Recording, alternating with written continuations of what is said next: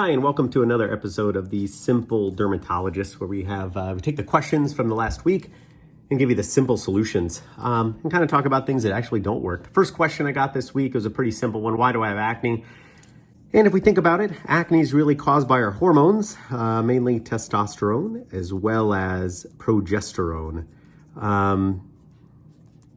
And what's happening there is during puberty, as we start to get increased amounts of hormones, think about our skin. Our skin has a bunch of little hair follicles, even on our face. Our face actually has one of the highest concentrations of hair follicles on our body. We have these pores.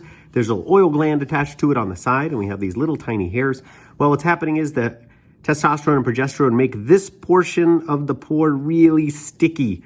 Therefore, all the dead skin cells get trapped right here. And when they get trapped right here and they make it to the top, we call that a blackhead. You'll always notice you get acne or the red pimples wherever you get blackheads. Sometimes that blockage occurs a little further down and we don't even see it at the skin surface, and we get this little white bump right here, which is a blocked pore.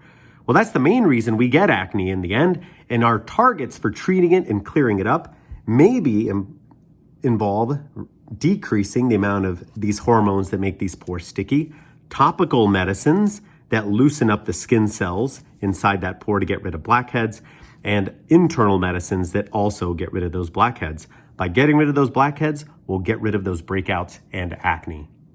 Tune into the next episode where we'll talk about medications, both over the counter and prescribed, that are used to effectively get rid of our acne.